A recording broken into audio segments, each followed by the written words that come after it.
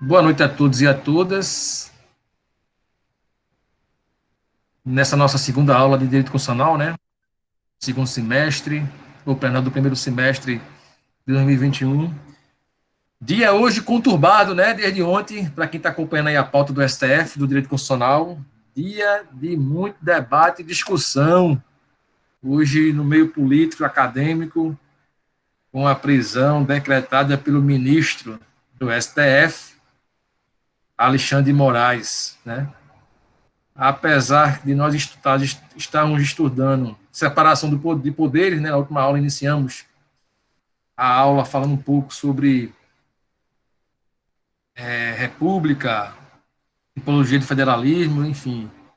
Mas como está na nossa grade curricular também estudar a separação dos poderes, inevitavelmente não tem como a gente não falar um pouco dessa decisão hoje do STF, né? Antes de eu me posicionar, não sei se todos acompanharam aí a pauta do dia de hoje, né? Acho que foi uma aluna, acho que foi Rejane, não foi? Que colocou hoje no grupo a decisão, Ana Beatriz, a decisão hoje do ministro Alexandre de Moraes no inquérito, decretando a prisão preventiva, perdão, a prisão flagrante do deputado pelo PSL do Rio de Janeiro, deputado, o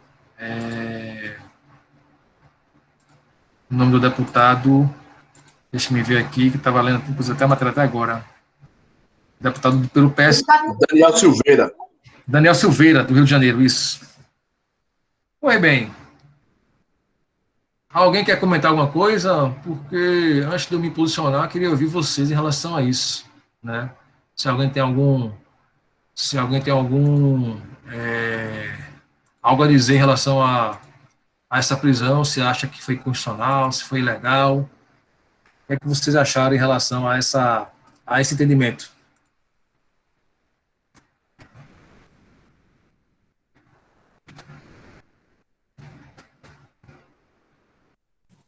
Professor, na verdade, eu não estou sabendo, não. Dá uma palhinha aí, o que foi que aconteceu? Veja, vamos lá. Deixa eu tentar ver se compartilho com vocês aqui o inquérito, a prisão em flagrante do deputado Daniel Silveira. Ele já tinha sido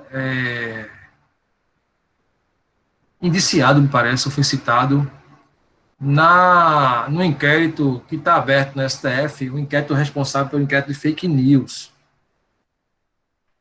que foi aberto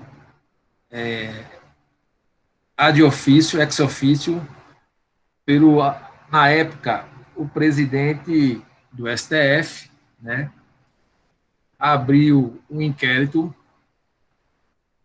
fundamentado em cima do regimento do STF, do Supremo Tribunal Federal, para investigar crimes e ataques em relação a fake news contra o STF, contra a instituição do Supremo Tribunal Federal. E, consequentemente, também ataques a diversos ministros do STF, né, particularmente. E, à época, quem foi designado o relator foi justamente o ministro Alexandre de Moraes. Pois bem, o deputado Daniel Silveira, ontem, né, nas suas redes sociais, fez severas agressões, inclusive agressões de baixo calão, agressões muito duras em relação ao STF e especificamente em relação ao ministro Fachin, né? Para vocês terem ideia, né, as palavras deferidas pelo deputado Daniel, que inclusive está no bojo da sua decretação de prisão em flagrante, era basicamente, resumidamente, né, abre aspas, do deputado Daniel do seguinte: eu quero saber o que você vai fazer com os generais, isso se referindo ao ministro Fachin. Os homenzinhos de botão dourado, você lembra? Eu sei que você lembra. O ato institucional número 5, de um total de 17 nacionais. Você lembra? Você era militante do PT, Partido Comunista da Aliança Comunista do Brasil. E ele continua. Deixa eu só colocar alguém. Ananias está querendo entrar. E ele continua, né, a sua definindo as ameaças em relação ao ministro e ao STF. Continua. O que é que abre aspas novamente? O que é que acontece, Fachin? É que todo mundo está cansado dessa sua cara, filha da puta, perdão, tá sob aspas, tá? Que tu tem esse cara de vagabundo, essa cara de vagabundo. Várias e várias vezes já te imaginei levando uma surra. Quantas vezes eu imaginei você e todos os integrantes desta corte? Quantas vezes eu imaginei você na rua levando uma surra? Que você vai falar que eu estou fomentando a violência? Não, eu só imaginei ainda que eu lhe premeditasse. Não seria crime, você sabe que não seria crime. Você é um jurista pífio, mas sabe que esse mínimo é previsível. Então, qualquer cidadão que conjecturar uma surra bem dada com um gato morto até ele mirar, de preferência, após cada refeição, não é crime. E continua, abre aspas. Você não tem caráter, nem escrúpulo, nem moral para ponderar estar na Suprema Corte. Eu concordo completamente com Abraham Weintraub, quando ele falou, eu, por mim, colocava todos esses vagabundos todos na cadeia. Aponta para trás, começando pelo STF. Isso a fala na época do ministro Abraham Weintraub, né, que era ministro da Educação. Ele estava certo, e ele está certo, e com ele, pelo menos, uns 80 milhões de brasileiros corroboram com esse pensamento. Deixa eu só colocar mais um aluno para dentro da sala de aula. E aí ele continua, né, na sua ofensa. Vocês não têm caráter. Perdão. Ele continua. Ao STF, pelo menos constitucionalmente, cabe a ele guardar a Constituição. Mas vocês não fazem mais isto. Vocês, amiguinhos, não guardam a Constituição. Vocês defecam sobre a mesma. Essa Constituição, que é uma porcaria para todos, para poder colocar canalhas sempre na hegemonia do poder e, claro, pessoas da sua estirpe devem ser perpetuadas para que proteja o arcabouço dos crimes no Brasil e se encontram aí na Suprema Corte. E continua. Eu também vou perseguir vocês. Eu não tenho medo de vagabundo, não tenho medo de traficante, não tenho medo de assassino, vou ter medo de 11, que não serve para porra nenhuma para esse país. Não vou ter. Só que eu sei muito bem como vocês andam, o que vocês fazem. Vocês desrespeitam a tripartização dos poderes, a tripartição do Estado. Você vai além e interfere, comete uma ingerência na decisão do presidente, por exemplo, e pensa que pode ficar por isso mesmo. Aí, quando o general das Forças Armadas, do Exército, para ser preciso, fazer um tweet e faz alguma coisa, e você fica nervoso, é porque ele tem as razões dele. Só um minuto. Toda vez que o aluno pede para entrar, eu tenho que parar. E aí ele continua. Lá em 64, na verdade, em 35, quando eles perceberam a manobra comunista de vagabundos de sua estirpe, 64 foi dado, então, contra-golpe militar. É que teve lá os 17 atos institucionais, o AI-5, que é o mais duro de todos, como vocês insistem em dizer, aquele que caçou 3 ministros da Suprema Corte, você lembra? Caçou senadores, deputados federais, estaduais, foi uma depuração, um recadinho muito claro. Se fizer a gente votar, mas o povo, naquela época, ignorante, acreditando na rede, como diz, na Rede Globo diz, Queremos democracia, presidencialismo. Estados Unidos e os dilatores que vocês chamam entregar o poder ao povo. Vocês deveriam ter sido destruídos dos postos de vocês e uma nova nomeação convocada e feita de 11 novos ministros. Vocês nunca mereceram estar aí, e vários também que já passaram não mereciam. Vocês são intragáveis, inaceitáveis, intoleráveis, Fachin. Não é o tipo de pressão sobre o judiciário, não, porque o judiciário tem feito uma sucessão de merda no Brasil.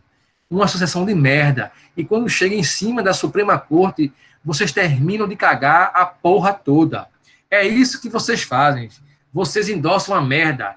Então já dizia lá Rui Barbosa, a pior ditadura é o do judiciário, pois contra ele não há a quem recorrer. Infelizmente é verdade. O judiciário tem feito uma vide MP, Ministério Público, uma sucessão de merda. Um bando de militares totalmente lobotomizados, fazendo um monte de merda. Fecha aspas. Pois bem, meus amigos, essas foram as palavras deferidas pelo o deputado, né, que, né, achando que a imunidade material formal lhe daria imunidade, né, ou lhe daria impunidade, melhor dizendo. Né? Então, assim, na realidade, as palavras deferidas pelo deputado são verdadeiras ameaças contra a instituição STF e principalmente contra os ministros do STF. Né? Não vou aqui adentrar agora na questão processual em relação à prisão em flagrante. Este é outro questionamento do ponto de vista constitucional e processual penal. Mas se apegando especificamente às palavras deferidas, né, pelo deputado, achando que a imunidade parlamentar ela é suprema, ou seja, ela é inviolável, eu entendo, na realidade, que nenhum direito fundamental, né, ele é inviolável, né? Ou seja, ele é passível de nenhum tipo de questionamento. Pois bem, entendendo isso, né, o fato dele estar sobre a imunidade parlamentar, a imunidade ela não é um escudo, ela não é uma proteção para a impunidade, né? Então, nesse sentido, eu entendo que o STF, né, especificamente nessa questão, agiu de forma correta em relação a não tornar inviolável, né, a imunidade parlamentar. O STF já, em várias vezes, já se manifestou que esta imunidade, né, ou como qualquer direito fundamental, tem seus limites. Né? Quando há conflitos entre direitos fundamentais, né, de alguma forma, o judiciário, né, tem que se manifestar nesse sentido. Pois bem, ele deferiu ameaças, deferiu calúnia, difamação, enfim, foi colocado, foi tipificado na Lei de Segurança Nacional, né? E vejam que incongruência, vejam que ironia do destino. O mesmo deputado que defende, né, o fechamento do STF, que defende a volta do AI-5, que defende os atos institucionais que à época da ditadura, né, que nós vivemos um estado de exceção, que não se tinham a preservação dos direitos fundamentais, agora está querendo discutir a ilegalidade da prisão dele, né, por achar que ele foi preso de forma ilegal devido a não estar no estado de flagrante delito. Né. Então, veja que incongruência. O mesmo deputado, porque na época do ato institucional AI-5, né, as prisões arbitrárias e ilegais, praticamente não tinha nem direito ao contraditório. Você era preso por apenas gritar contra o sistema, por apenas manifestar um questionamento, uma indagação contra o sistema de exceção, contra o sistema posto, né, ditatorial naquela época, que questionava qualquer ato democrático, questionava a liberdade de expressão, a liberdade de imprensa. Então, o fato de você apenas ir de encontro e questionar certas atitudes ou certos atos do governo que estava naquela época, governo militar, só por isso era motivo para você ser preso e ser detido, enfim, e muitas vezes em lugar incerto e não sabido, e ser ouvido sobre tortura, né? Como há relatos terríveis nesse sentido. Então, o mesmo deputado agora, já que ele defende tanto o AI-5, o estado de exceção, questionando agora especificamente a questão da ilegalidade da sua prisão, né?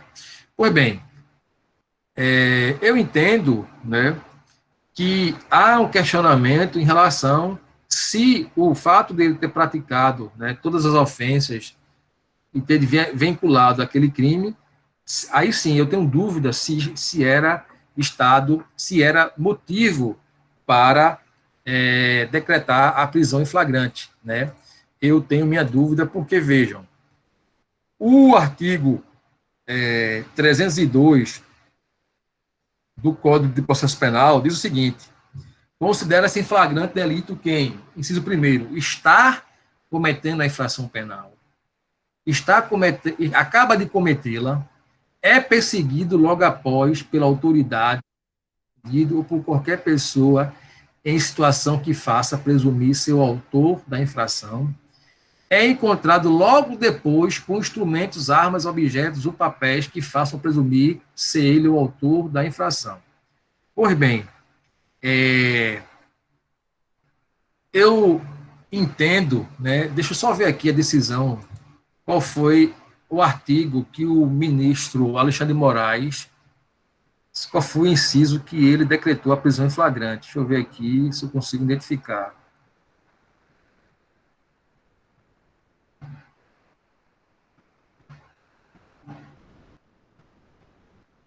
Ele tipificou, né, em vários artigos da Lei de Segurança, na Lei 7.170/73.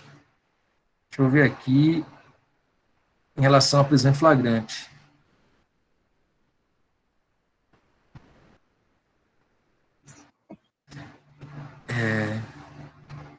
Eu só tenho uma vaga impressão que ele não cita. Cita. Tem que citar. Se não, tem que citar. Nos termos do artigo 312 do Código de Processo Penal, decretada a prisão preventiva, possivelmente impacto.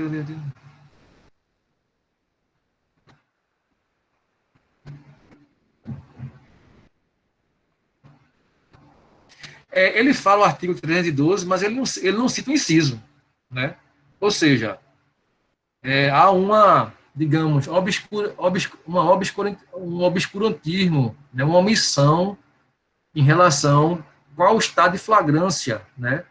Que o deputado estava. Ele só cita o artigo 312.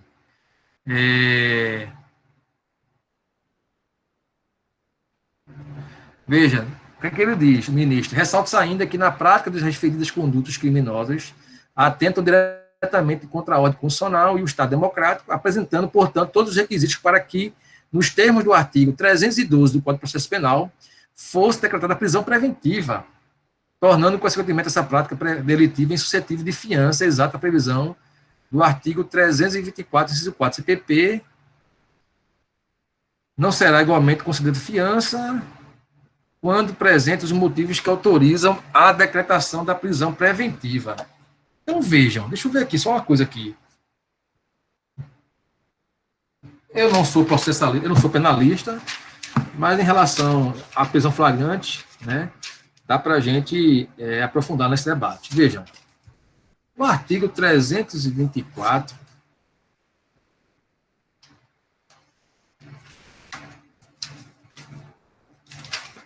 artigo 324 do CPP,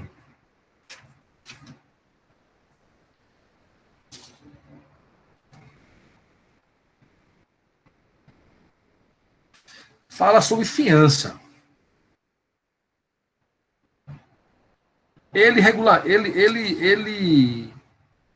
O ministro, ele embasa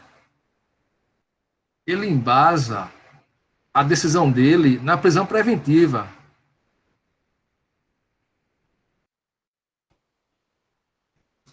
Então, ele não embasou a prisão dele em cima da prisão em flagrante.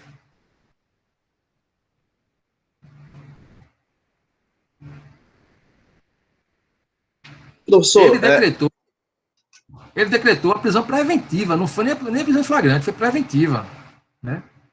Preventiva, não foi nem flagrante, não foi flagrante, foi preventiva. Ele decretou a prisão preventiva. A prisão preventiva poderá ser decretada como garantia da ordem pública, da ordem econômica, por conveniência da instrução criminal ou para assegurar a aplicação da lei penal quando houver prova de existência de crime ou indício suficiente de autoria. Então, vencida essa questão da prisão em flagrante, porque eu vi hoje gente questionando, né? Eu acho que questionou, um advogado hoje publicou em algum lugar, em um blog que eu li, que a prisão era ilegal porque estava ausente os questionamentos, estava ausente os indícios da prisão em flagrante. Possivelmente ele não leu a decisão do ministro, né? Porque o ministro embasou a prisão do deputado na prisão preventiva. Agora vejam que coisa estranha. O deputado, ele só pode ser preso em flagrante. Artigo, deixa eu ver aqui, artigo 52 da Constituição, se salvo me engano, deixa eu ver aqui.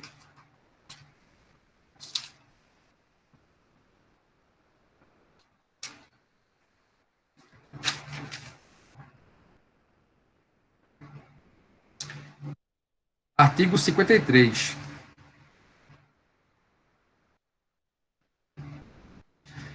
Parágrafo 2º.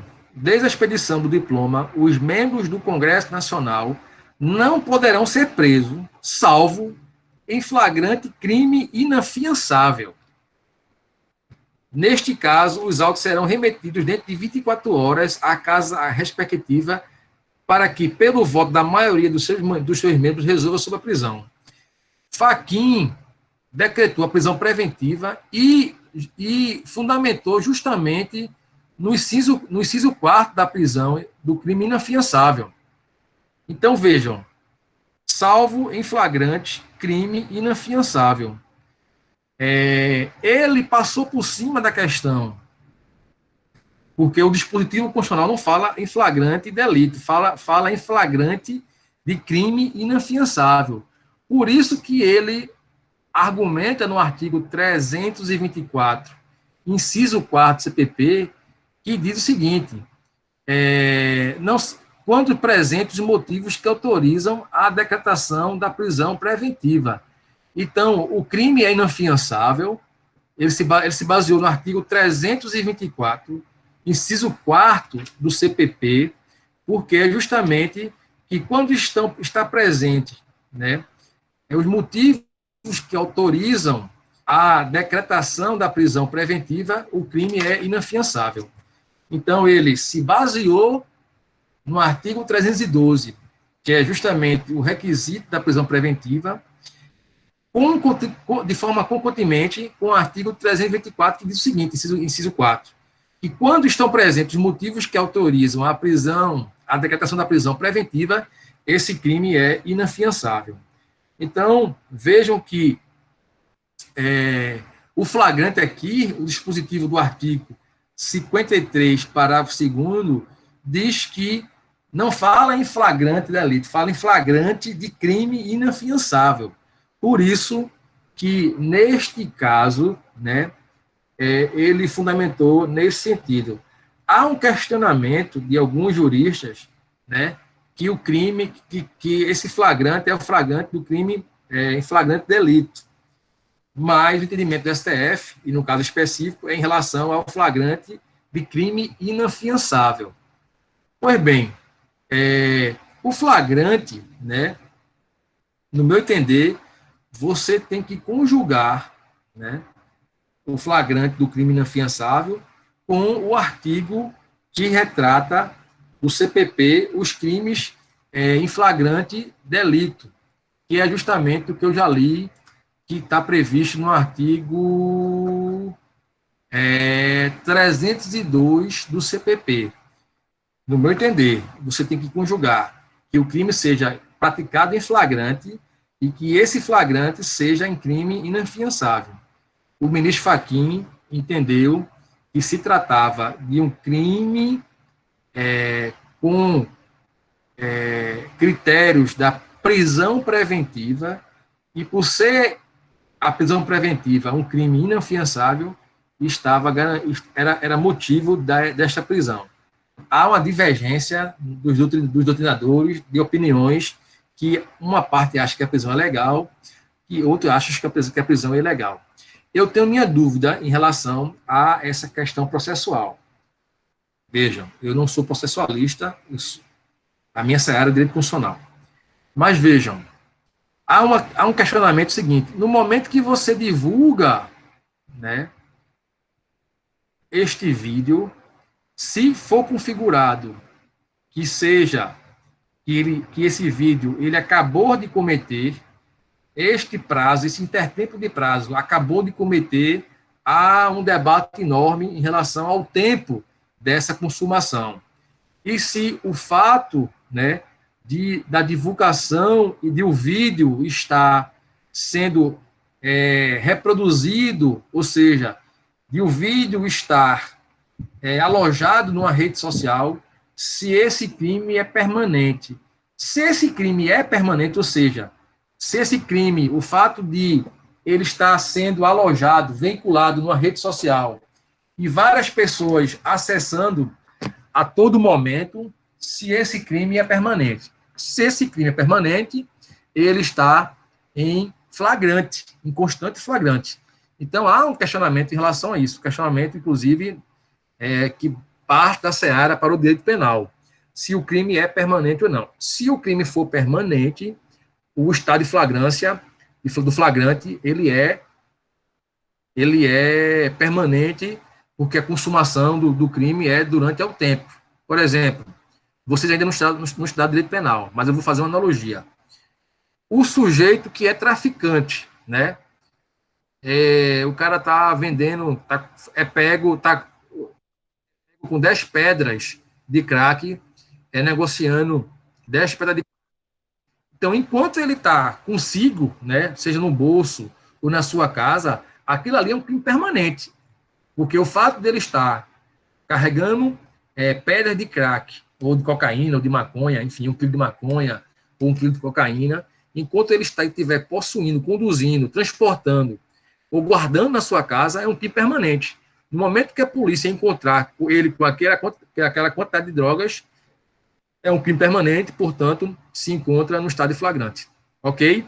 Então, vejam, basicamente é isso, né?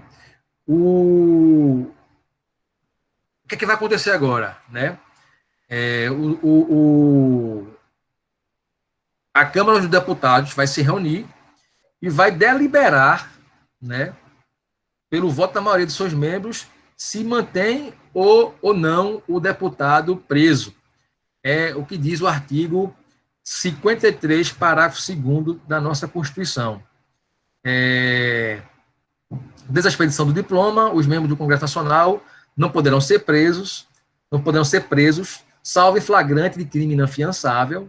Nesse caso, os autos serão remetidos dentro de 24 horas à Casa para que, pelo voto da maioria de seus membros, resolva sobre a prisão, né? Se deliberam pela permanência ou não da prisão do deputado. Então, é isso que vai acontecer. Não sei o desdobramento em relação a isso, porque eu não tive como acompanhar hoje à tarde. A última atualização que eu soube que o presidente da Câmara ia abrir uma sessão de 1 hora da tarde e ia colocar essa questão como ponto de pauta. Eu não sei se já foi resolvido nesse sentido. Mas é basicamente isso, né? Vejam, eu acho, né, que na realidade, não se apegando a essa questão processual, se a prisão é ilegal ou não, eu acho que as palavras definidas pelo deputado são muito graves. Graves no sentido de agressão e ameaça à nossa democracia, ao Estado Democrático de Direito, à divisão e a um poder, né, aos ministros do STF. É grave porque ele faz menção em relação ao AI-5, a todo um processo de exceção, enfim, é muito grave, né, as palavras definidas pelo deputado. E é algo recorrente no que se refere a este cidadão, né? Para quem não sabe, o mesmo já foi preso, me parece, 90 vezes, era ex-policial militar, tem várias prisões militares no nos seus antecedentes. Foi o deputado também que quebrou aquela placa em relação à morte da vereadora lá do PSOL do Rio de Janeiro, a Marielle. Enfim, é um deputado que já tem no seu histórico vários fatos conturbados em relação a essa questão. E repito, mais uma vez, imunidade não quer dizer impunidade, né? Imunidade não quer dizer impunidade. Então, por mais que seja assegurado aos parlamentares, né, a imunidade material e a imunidade formal, que é a processual, há um limite quando se confrontam, quando se colidem direitos fundamentais, certo?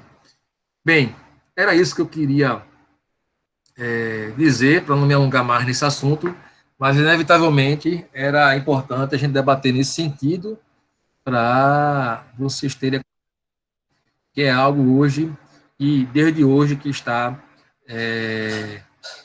num debate político e nas redes de televisão, enfim, nos blogs políticos, na imprensa, é o que se comenta nas rádios, enfim, essa questão em relação ao STF.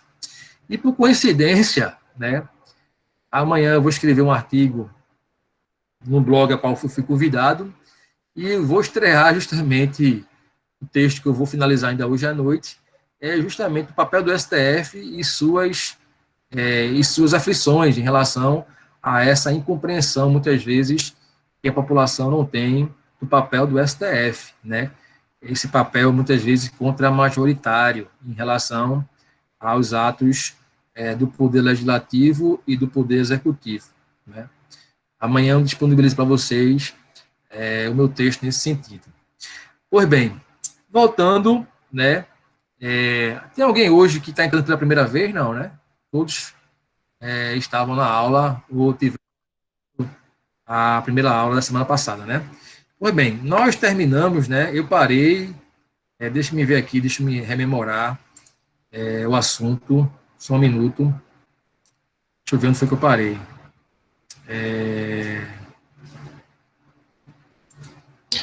Professor, Eu acho que o seu slide não está ainda no portal, não, né? Não, vou colocar hoje. Eu disse que eu só coloco depois que eu não finalizo a aula, eu coloco. Vou compartilhar com vocês agora, tá? Deixa eu compartilhar com vocês o material.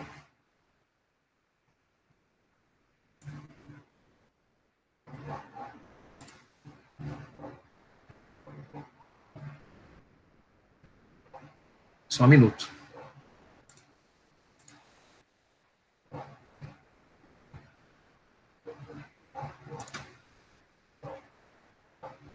Professor, depois compartilha com a gente aí essa matéria que o senhor vai escrever no blog aí para a gente ler. Vou compartilhar. Amanhã quando tiver publicado no blog, eu compartilho o link para vocês darem uma lida, tá bom? Deixa eu ver aqui só um minuto.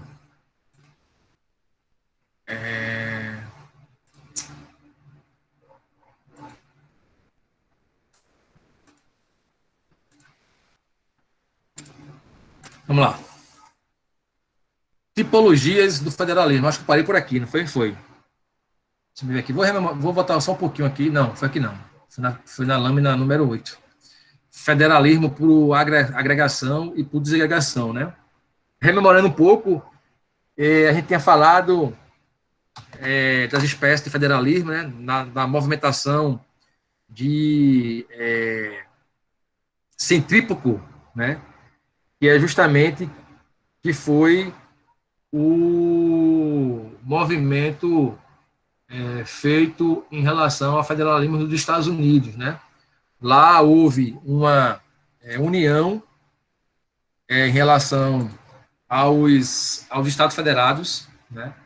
E posteriormente houve uma descentralização, né? No caso do Brasil, né, houve uma união, né, um movimento centrípeto, ou seja, de fora para dentro, centralizador, entre a criação do Estado Federado do Brasil. Então, eu parei aqui e ia falar justamente sobre as tipologias de federalismo, ou seja, os tipos de federalismo que nós temos, né? Então, nós temos, primeiramente, que a doutrina chama de federalismo por agregação. Agregação e segregação, né? Pois bem, o federalismo por agregação é justamente quando os estados são independentes ou soberanos, né, autônomos, e resolve abrir mão dessa soberania, dessa autonomia, para se juntarem, para se agregarem uns com o outro e formar um novo Estado, né? Então, o modelo busca uma maior solidez, integração, vista justamente nessa indissolubilidade. Um exemplo concreto disso foi justamente os Estados Unidos da América, a Alemanha e a Suíça, né? Nós tínhamos lá, na relação aos Estados Unidos, colônias independentes, né? E elas resolveram se unir, fazer justamente a independência em relação à Inglaterra e fizeram um movimento de agregação.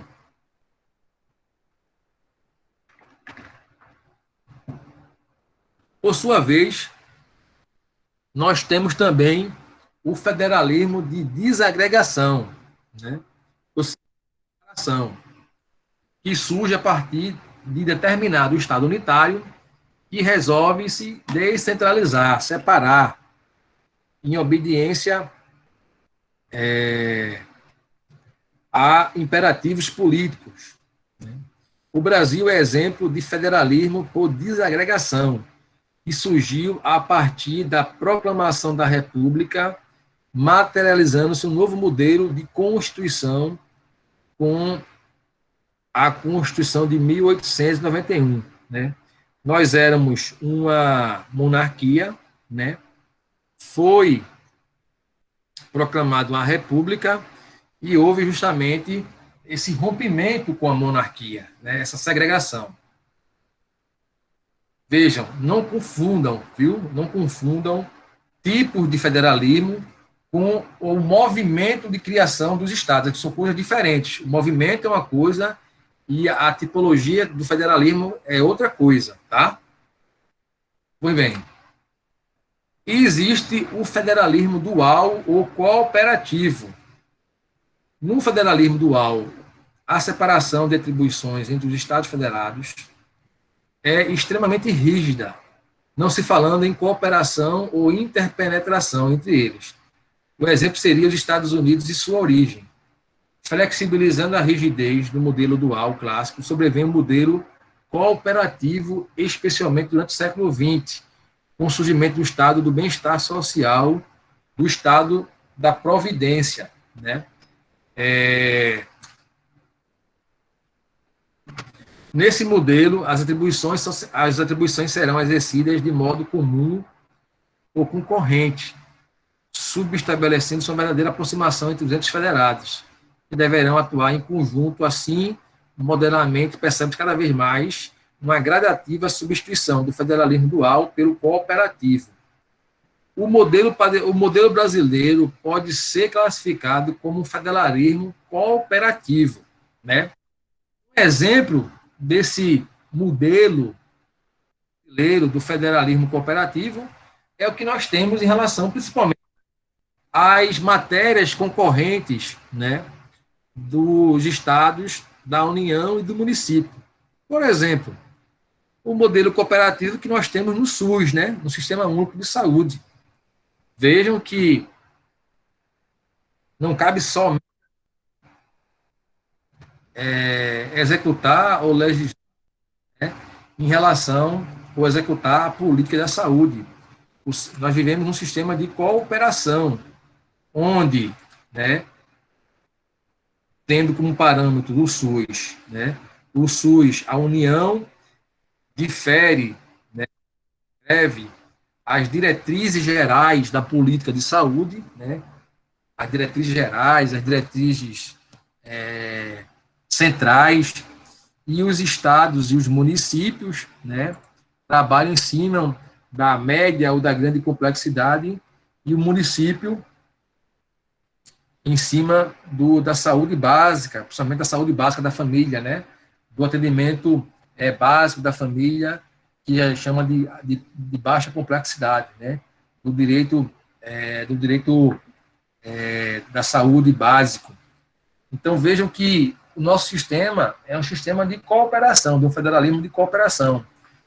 Os três entes, né, a União, os estados, os municípios, mas o DF, né, que é uma particularidade, trabalham em uma sintonia de cooperação, um cooperando com o outro. É claro que nós vamos ver que há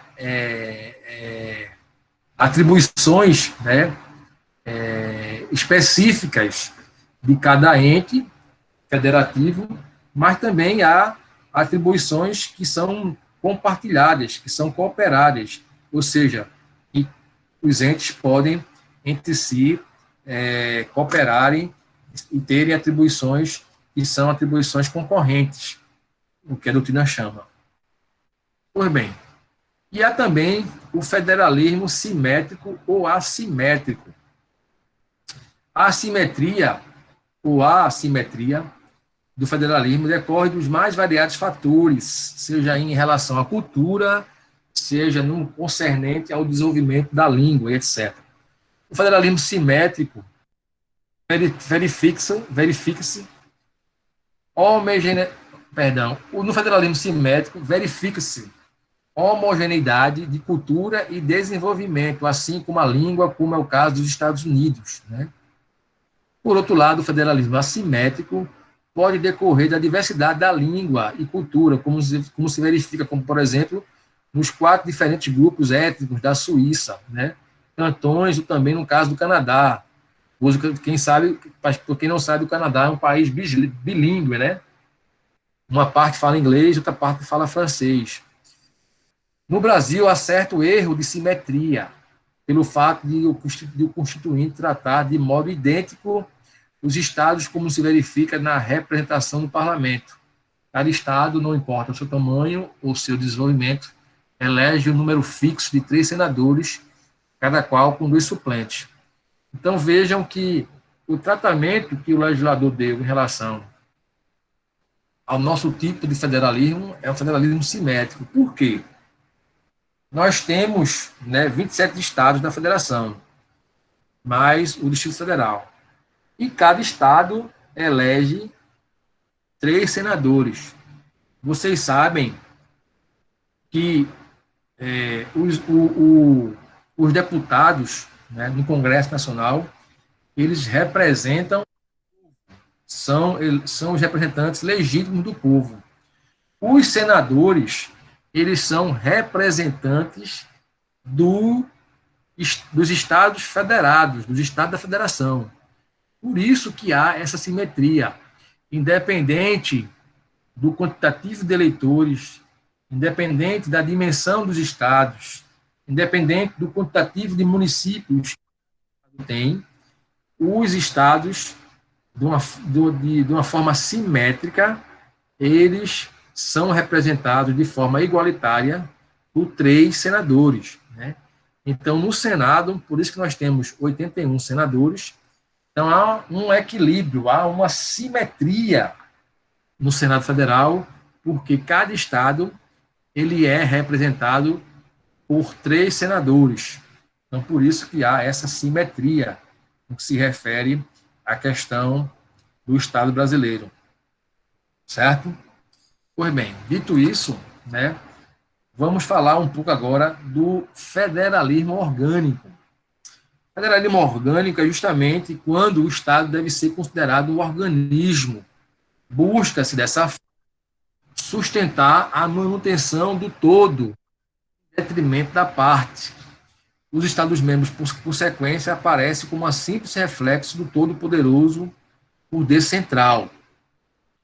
E também há o federalismo de integração, que se refere a quando passa a ser verificada a preponderância do governo central sobre os demais mentes, atenuando assim as características do modelo federativo. Nesse sentido, o professor André Ramos Tavares constata o seguinte: no extremo, o federalismo de integração será um federalismo meramente formal, cuja forte assimetria entre os poderes distribuídos entre as entidades componentes da federação o aproxima de um Estado unitário, descentralizado, com forte e ampla dependência por parte das unidades federativas com relação ao governo da União Federal. É uma constatação, né, que ele fala que é meramente um rearranjo, né, um arranjo formal, e que, na realidade, né, esse Estado unitário, centralizado, na realidade, é uma certa grande, ampla dependência das unidades federadas em relação ao governo da União Federal. E, por fim, a doutrina ainda relata, né, o federalismo de equilíbrio. Vejam que a doutrina ela sempre vai, né, dessecando de acordo com um ou outro estudioso que levanta questionamentos em relação ao federalismo. O federalismo de equilíbrio traduz a ideia de que os entes federativos devem manter-se em harmonia, reforçando-se as instituições, né? E aí o professor ainda André Ramos diz o seguinte: isso pode ser alcançado pelo estabelecimento de regiões de desenvolvimento entre os estados e de regiões metropolitanas entre os municípios, concessão de benefícios, além da redistribuição de rendas, destacando-se respectivamente, aí ele faz a menção, né, no artigo 43, 25 da nossa Constituição, 151, 57 e 59.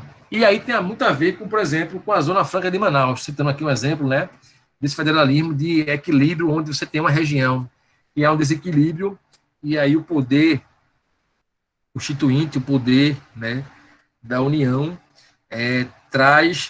fomenta, né, essas regiões de desenvolvimento para que, com isso, tentar diminuir, tentar equilibrar aquilo que está desequilibrado com regiões que estão super desenvolvidas e outras que ainda continuam patinando nesse processo de desenvolvimento, né? Muitas vezes com IDH baixo, um processo ainda de políticas públicas frágeis, né? Você tira, por exemplo, o colapso que está vivenciando o estado do Amazonas e numa rede de saúde ainda muito deficitária. Se você comparar a nossa rede de saúde, tanto a pública como a privada, como a de Manaus, nós estamos ano-luz de desenvolvimento no que se refere a essa rede de saúde. Então, são essas incongruências, né? São essas disparidades do ponto de vista desse, digamos, federalismo de equilíbrio que tenta justamente dar um aporte, dar uma compensação, né? Com incentivos fiscais, com incentivos econômicos, com renúncia fiscal também, nesse sentido, para que haja um certo desenvolvimento dessas regiões que ainda sofrem com essas anuâncias, com essas particularidades. Pois bem. E temos ainda, né, o que a doutrina chama de federalismo de segundo grau. O que seria isso? Fala em uma tríplice estrutura de Estado brasileiro, diferente, por exemplo, do modelo norte-americano, que apresenta a União e os Estados-membros. De fato, o Brasil é reconhecida a existência de 3 ordens, quais sejam o da União, ordem central, os dos Estados, ordem regionais, e os dos municípios, ordem locais, né? Município muito voltado, focado para o poder local. Não se pode esquecer, naturalmente, a posição peculiar do Distrito Federal em nossa federação, que a partir do texto de 88, não tem natureza nem de Estado, nem de município, podendo ser caracterizado como uma unidade federada com uma autonomia parcialmente tutelada. Nós vamos estudar especificamente a peculiaridade do DF, mas vocês sabem que no Distrito Federal, né, que tem Brasília como a sede da capital, o Distrito Federal não existe município, né? Lá não existe eleição municipal, porque no DF não existe município. Nós temos um Distrito Federal, que existe Brasília e que existe cidades, né, que o pessoal chama cidades satélites, que são cidades descentralizadas, mas que não são municípios, né?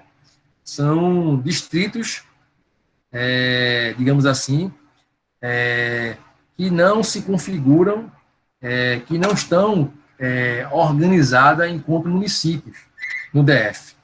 Pois bem, em seguida observa Manuel Gonçalves Ferreira Filho que o poder de auto-organização dos municípios deverá observar 2 graus, quais sejam a Constituição Federal e a Constituição do respectivo Estado. Assim conclui que a Constituição de 88 consagra um federalismo de 2º grau, né? Pois bem, os municípios, né, vocês sabem que todo Estado federado tem a sua Constituição estadual. E os municípios, eles têm que estar justamente referendados, ou seja, fazer uma reverência, estarem, né, sua lei orgânica, no caso, de acordo com o que preza a Constituição Estadual dos Estados e a Constituição Federal da República Federativa do Brasil. Então, por isso que há esse federalismo de 2º grau nesse sentido. Nós temos uma tríplice, né, estrutura de entes federados, né, estados, municípios e a União, né, e há uma dúplice, digamos, um federalismo de 2º grau, porque os municípios, né, eles têm que justamente estarem com seu poder de auto-organização, de autorregulamentação, através da sua lei orgânica municipal, atrelados, né, olhando sempre para as constituições estaduais e a nossa Constituição Federal. Pois bem, passando o ponto dessa tipologia da federação, né, vamos falar um pouco agora das características da federação. Então, como a primeira característica, nós temos a descentralização política, né? A própria Constituição prevê núcleos de poder político, concedendo autonomia para os referidos entes. Então, os estados têm uma certa autonomia político-administrativa, como também os municípios. Repartição de competência, né? Nós vamos estudar cada competência dos entes federados. Então, há essa repartição de competência que garante uma certa autonomia aos entes federados para legislar e a organização política administrativa. Nós temos uma Constituição rígida com base jurídica, né? Fundamental a existência de uma Constituição rígida no sentido de garantir a distribuição de competências entre os entes autônomos, surgindo, então, uma verdadeira estabilidade institucional. Então, cada ente tem a sua competência e, como eu já me referi na primeira aula, a indissolubilidade, né, desse Estado federado, né? Você sabe que a nossa federação ela é indissolúvel, é uma cláusula pétrea, a República Federativa do Brasil. Então, qualquer movimentação, né, como dissolução do Estado Federado Brasileiro, ela não é permitida. Inexistência, justamente, do direito de secessão, né? Não se permite, aquilo que eu acabei de falar, não se permite, uma vez criado o Pacto Federativo, o direito de separação, de retirada. Tanto é que, só a título de exemplo, no Brasil, na Constituição de 88, estabeleceu no seu artigo 34, esse primeiro, que a tentativa de retirada incidirá a decretação de intervenção federal no Estado rebelante, eis o princípio da indissolubilidade do vínculo federativo. Lembrando, inclusive, que a forma federativa do Estado é um dos limites materiais do poder de emenda, na medida que, de acordo com o artigo 60, parágrafo 4º, inciso 1º, não será objeto de deliberação a proposta de emenda tendente a abolir a forma federativa do Brasil. Ou seja, né, isso está consagrado que a forma federativa de Estado é uma cláusula pétrea, prevista no artigo 60, parágrafo 4º da nossa Constituição Federal. E qualquer tentativa é passível de decretação de intervenção federal no Estado rebelante.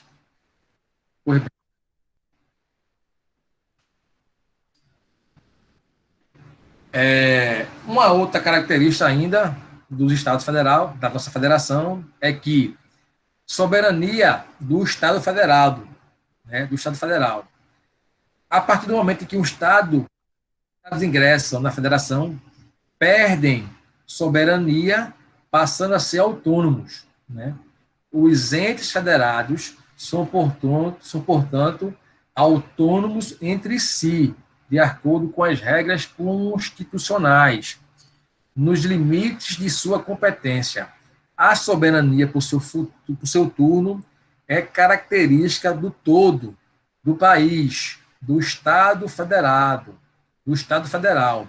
No caso do Brasil, tanto é que parece como fundamento da República Federativa do Brasil.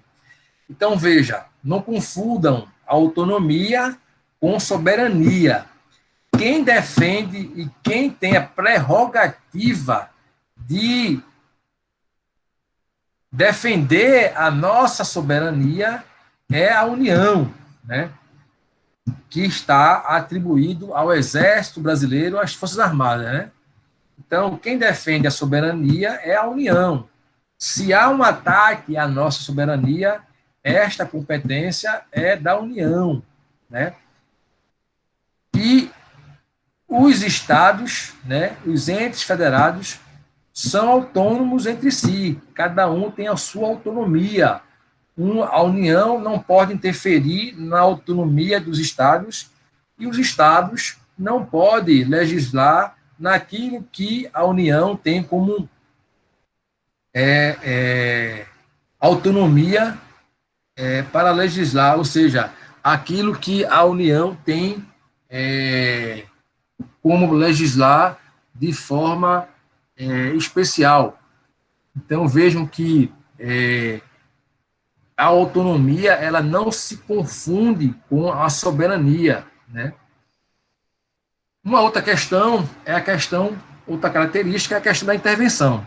Diante de situações de crise, o processo interventivo surge como um instrumento para assegurar o equilíbrio federativo e, assim, a manutenção da federação. Nós sabemos que a última vez que nós tivemos uma intervenção no Brasil foi a intervenção no governo Temer em relação à questão da segurança no Rio de Janeiro, né? Rio de Janeiro é um país, um estado, perdão, muito violento. Houve essa intervenção, uma intervenção na segurança, uma intervenção federal da União na segurança. Então foi designado interventor, que foi um coronel, um general do Exército, que conduziu a intervenção na segurança pública do estado do Rio de Janeiro. E vocês sabem que quando há intervenção, há limitações, há certas limitações. E uma das limitações que não pode existir não pode ser aprovado nenhum projeto de emenda constitucional. Então, para quem não sabe, enquanto perdurou a intervenção no Rio de Janeiro, o nosso Congresso não pôde, tanto a Câmara dos Deputados e o Senado, promulgar nenhuma emenda constitucional, né? Por quê? Quem promulga a emenda constitucional é o Congresso, é a mesa do Congresso ou é o presidente da República? Alguém está lembrado disso? Não. É o Congresso. Mesa do Congresso. Muito bem, parabéns. Bruno Oliveira foi aluno meu do ano passado, não? Do semestre passado? Não, professor. Não. Pois bem, eu sempre falo isso, repito, em Constitucional 3, mas também em Constitucional 1, né? Quem promulga a emenda constitucional conjuntamente a mesa da Câmara. Pois bem, quando há uma intervenção federal, não pode ser aprovado, nem muito menos promulgado, nenhuma emenda constitucional enquanto perdurar o processo de intervenção. Professor, me permita. Diga aí. Sim, quando o senhor fala do artigo 34 da Constituição, falando da intervenção, me vem uma questão que eu acredito que até foi pauta na época, sobre essa intervenção parcial. Certo. A intervenção ela foi só na questão da segurança pública e não no Estado por completo. Isso. Certo? O que me parece, e me perdoe a ignorância se houver, me parece que o artigo 34 não faz referência a uma intervenção parcial. Ele deixa entender que a intervenção será sempre em caráter geral no Estado. Uhum. Isso. Agora foi um arranjo, né? Foi um arranjo que encontraram, porque quais são os motivos para você decretar uma intervenção no Estado, né? O artigo 34 diz o seguinte: repelir invasão estrangeira ou de uma unidade da federação em outra, por termo a grave comprometimento de ordem pública, garantir o livre exercício de qualquer dos poderes da unidade da federação, reorganizar as finanças da unidade da federação, prover a execução de lei federal ou ordem ou decisão, ou assegurar a observância dos seguintes princípios, né, da forma republicana, do direito da pessoa humana, da autonomia municipal, prestação de impostos, enfim. Veja, eu não li o decreto de intervenção, mas olhando aqui de uma forma bastante, digamos, célere, eu acho que a intervenção ela poderia se encaixar, no caso, no Rio de Janeiro, por termo a grave comprometimento da ordem pública. Porque, vejam, no momento que você tem uma crise na segurança pública, você coloca abaixo todo um sistema, não só de segurança, mas de todo um sistema político, né? De educação, da vida política das pessoas. Então, você coloca em xeque toda a questão da governabilidade da ordem pública nesse Estado. O que eu acho que houve foi essa modulação dessa intervenção. No momento que essa intervenção foi parcial, e a Constituição ela não retrata sobre isso, foi um entendimento, talvez, do intervenção, no caso, né, o presidente da República, de modular essa intervenção, no caso de decretar justamente, né, essa modulação para não ter uma intervenção no Estado por completo, né, porque não era o caso nesse sentido, né. Nós tínhamos uma crise especificamente na segurança pública do Estado do Rio de Janeiro. E, salvo me engano, acho que foi até a pedido do governo do Rio de Janeiro, nesse sentido. Então, houve, sim, uma modulação dessa intervenção, né? Repito, não li como foi, né, o processo de intervenção, não me lembro, só me lembro que realmente foi uma intervenção parcial, não foi intervenção no todo o Estado, mas a forma como ela se deu, eu não tenho elementos, porque não li nesse sentido. Mas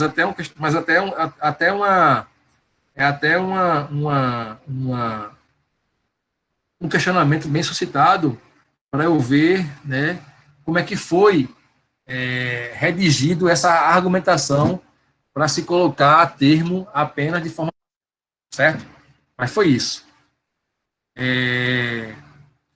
Pois bem, voltando aqui às características da federação, né, a auto-organização dos estados, né, através da elaboração das suas constituições estaduais, né? Como já me referi, cada estado no poder constituinte originário, né, foi elaborado e promulgado uma Constituição estadual.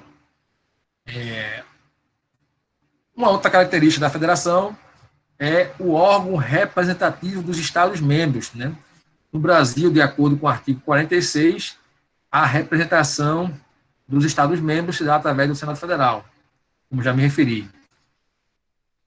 O guardião da Constituição, né?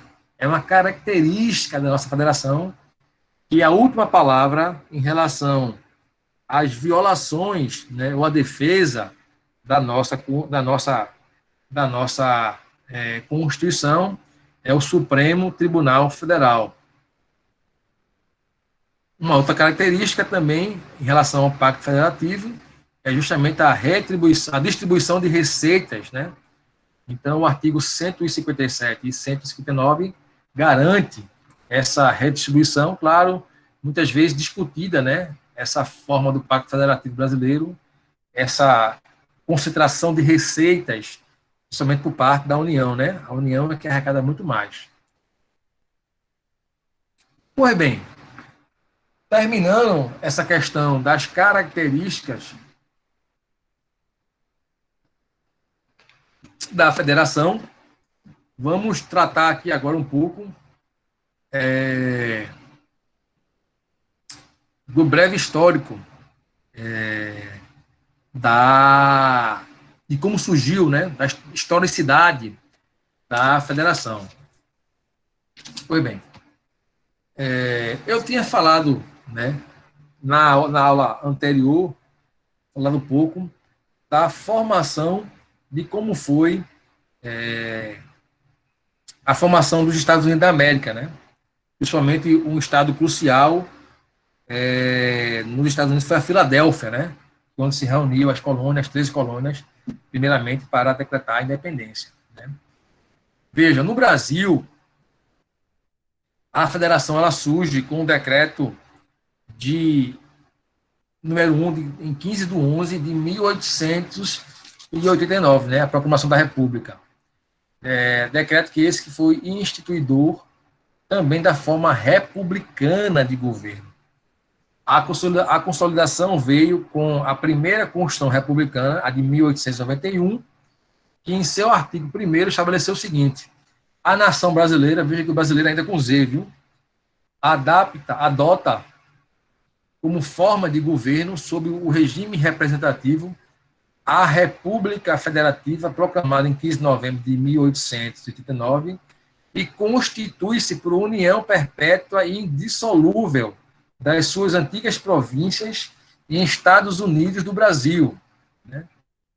As constituições posteriores mantiveram a forma federativa do Estado, porém não se pode deixar de registrar o entendimento de alguns, segundo o qual, que nas constituições de 37 e 67, bem como durante a vigência da emenda constitucional 169, tivemos no Brasil somente uma federação de fachada, que foi justamente os estados, nos momentos da ditadura de Vargas e depois do estado de exceção, justamente no regime militar, né, na Constituição de 67 e 69, onde tínhamos, na realidade, uma concentração, né, do poder central da União, em onde os estados e os municípios praticamente não tinham nenhum tipo de autonomia, né? Era o regime militar e através do governo federal que ditava as regras. Então, nesse período, nós tínhamos uma federação de fachada. Pois bem, a composição desse Estado federado, né? Como é que se configura, né, no Brasil? Então, o Brasil é formado pela República indissolúvel dos estados e municípios e do Distrito Federal, constituindo-se em Estado democrático de direito, sendo que o caput do seu artigo 18 complementa, estabelecendo que a organização político-administrativa da República Federativa do Brasil compreende a União, Estados e Distrito Federal e os municípios, todos autônomos nos termos desta Constituição. Veja, quando eu me refiro ao Estado Democrático de Direito, né, eu estou me referindo praticamente a um Estado constitucional, ou seja, esse Estado de Direito ele está legitimado, né, pela os dispositivos constitucionais. Só está passando aqui algum abusador da paz. Eu vejo que quando eu falo em Estado Democrático de Direito, eu estou falando em Estado constitucional, né? Um Estado constitucional, porque esse Estado Democrático de Direito ele está referendado, ele está legitimado, ele está inevitavelmente associado à nossa Constituição de 88, né? Então, podemos assim esquematizar o seguinte, que nós temos uma forma de governo que ela é republicana, né, a república, uma forma de Estado federado, as federações, as características do Estado brasileiro, trata-se de Estado de Direito, democratizado, qual seja, Estado democrático de Direito, que assim por si eu posso acrescentar que é um Estado constitucional, entre componentes da federação, que são 4, os estados, o DF, os municípios e a União, e o sistema de governo presidencialista, né? Então, essas são as características, digamos assim, a composição do nosso Estado federado, né? Sistema de governo presidencialista, um Estado brasileiro democrático de direito, a forma de Estado federado e a forma de governo republicana. Pois bem. E aí, adentramos justamente no artigo 1º da nossa Constituição, que retrata os fundamentos da República Federativa do Brasil. O artigo 1º fala o seguinte, né? Quais são os fundamentos, né, da República Federativa do Brasil? Temos como fundamento a soberania, a cidadania, a dignidade da pessoa humana, os valores sociais do trabalho, da livre iniciativa e o pluralismo político, né? Então, quando o artigo 1º fala que a República Federativa do Brasil, a união indissolúvel dos estados e municípios e do Distrito Federal, sabendo que essa indissolubilidade ela é cláusula pétrea, né, de acordo com o artigo 60, parágrafo 1º, não é isso? Da nossa Constituição, é o parágrafo 4º, falhou aqui a memória, e que essa indissolubilidade ela é cláusula pétrea, e se houver alguma movimentação de quebra dessa federação, dessa união indissolúvel, é motivo para a intervenção federal. Então, vejam que quando a gente fala, né, dos dispositivos constitucionais, ou de um código, ou de uma Constituição, muitas vezes os artigos eles estão, né, dialogando entre si, eles estão, às vezes, fazendo referência um ao outro. Eu li o artigo 1º, que faz menção também à cláusula pétrea, que, consequentemente, caso haja essa quebra dessa peculiaridade e os estados são indissolúveis, também é motivo para existir, para haver uma intervenção federal nesse estado. Pois bem, quantos aos objetivos, né, estes consistem em algo exterior que deve ser perseguido.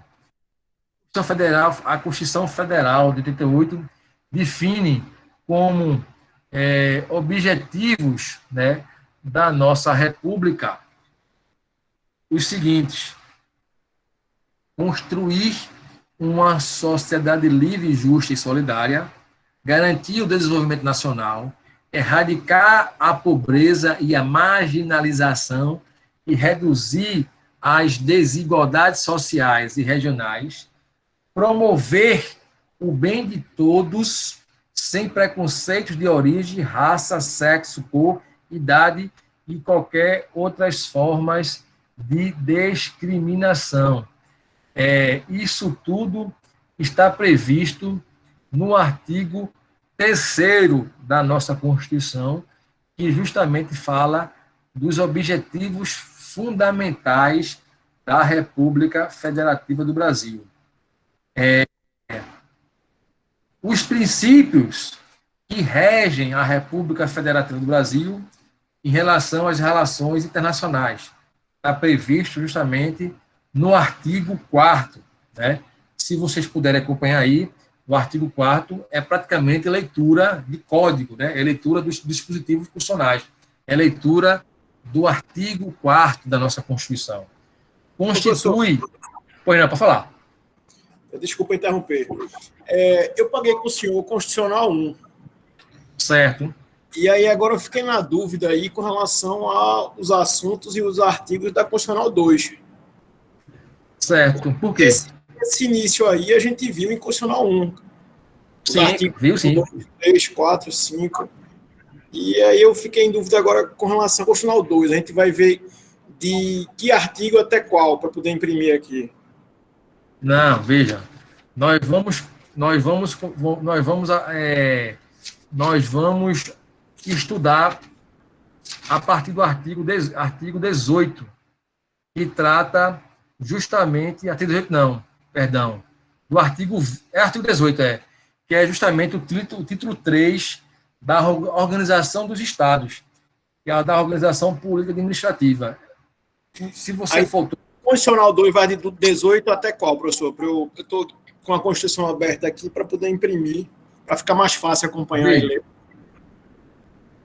Você faltou a primeira aula, foi? A aula passada?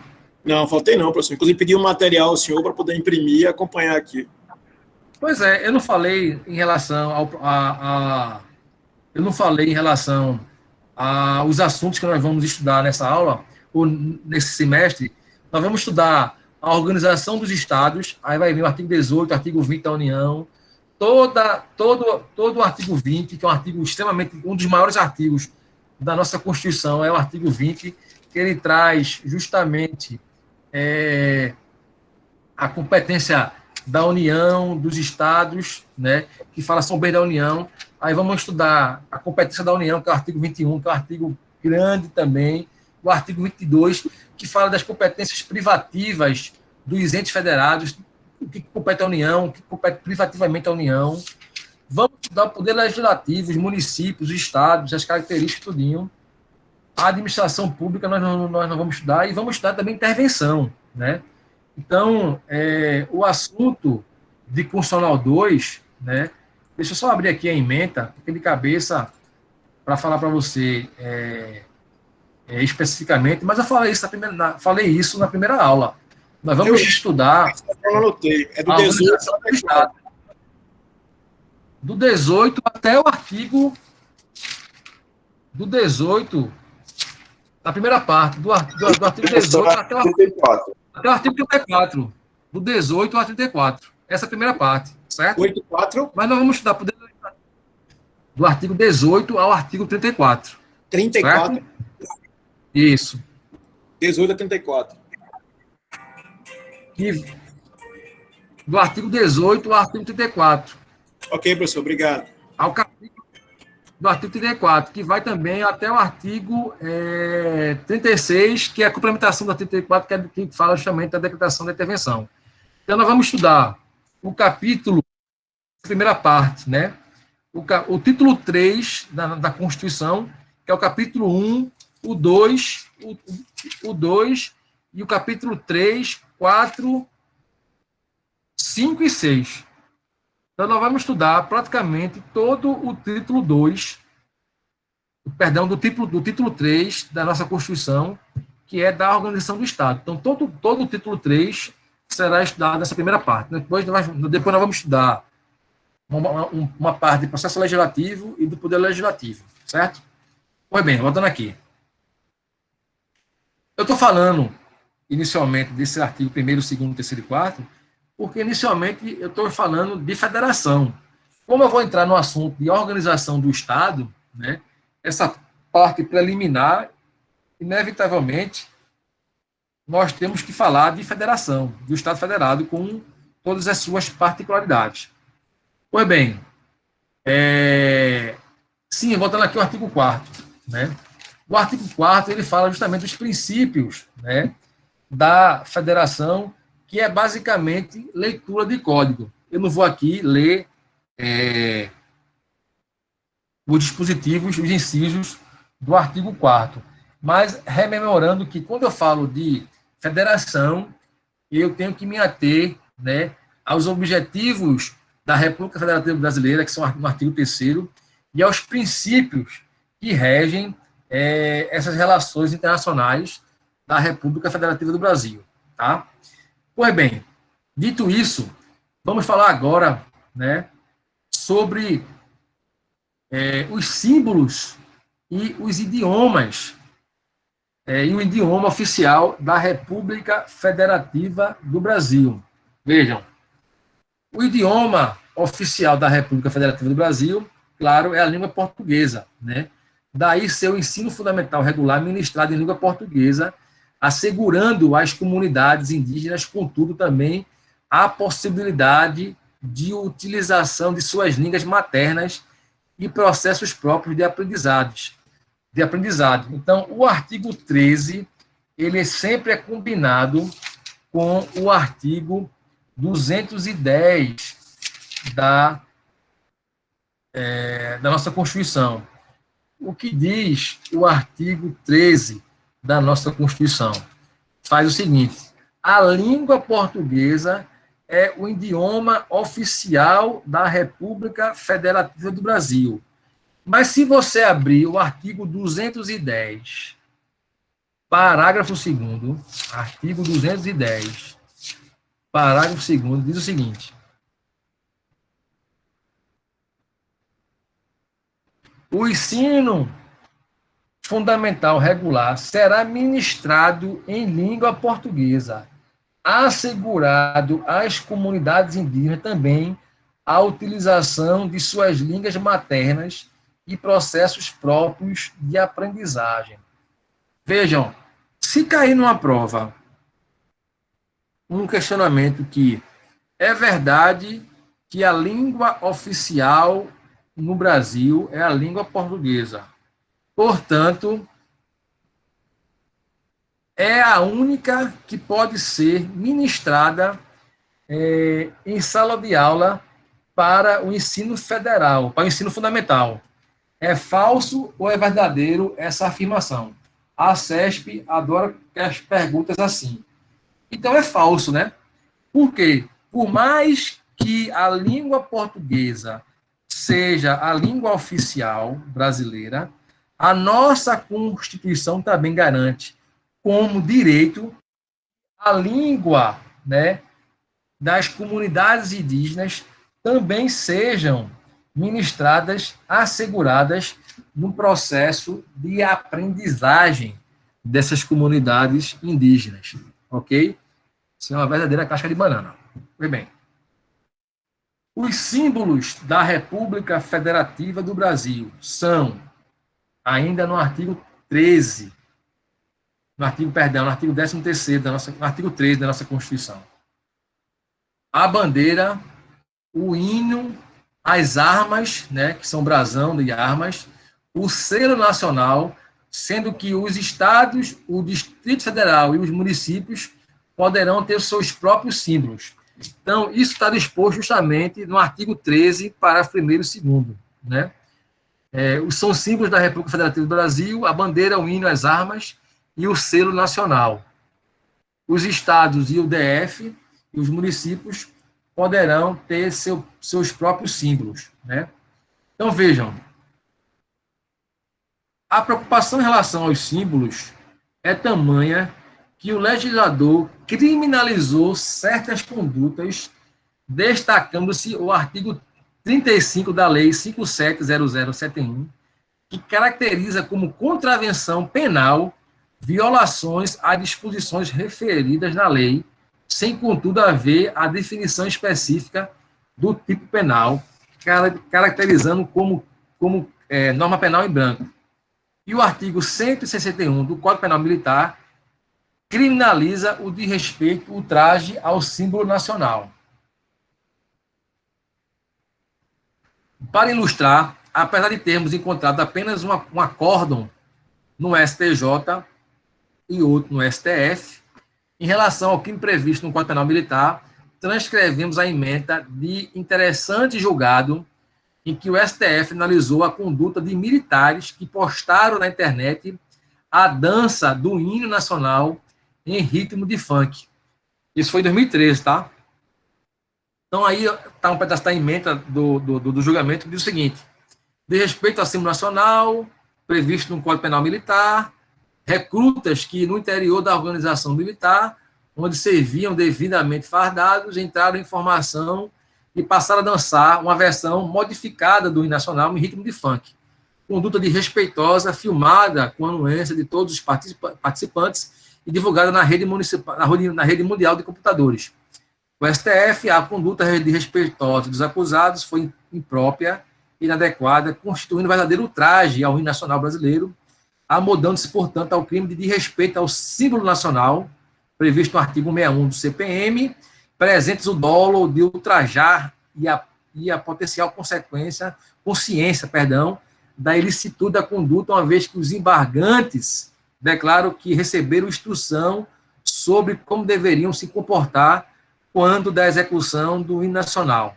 Pois bem, essa foi uma decisão do STF que declarou, né, o crime de ultraje ao símbolo nacional. E aí, por fim, esses são os símbolos nacionais, né, a nossa bandeira, o nosso brasão, o selo nacional, né, e o nosso hino nacional. Então, qualquer ato de vandalismo, né, de queima da bandeira, tal, nacional, pode se configurar, né, em ameaça, em crime em relação aos símbolos nacionais. Então, meus caros, né, por hoje, nós tínhamos que tratar a respeito desse assunto. Vencemos aí a primeira e a segunda aula em relação à federação, né? Para a semana nós já estaremos especificamente no artigo 18, falar um pouco do artigo 18, né, da União, falar um pouco da União, das suas especificidades, das suas atribuições, das suas competências, que tem a ver também, muito a ver com a competência da presidência da República, né?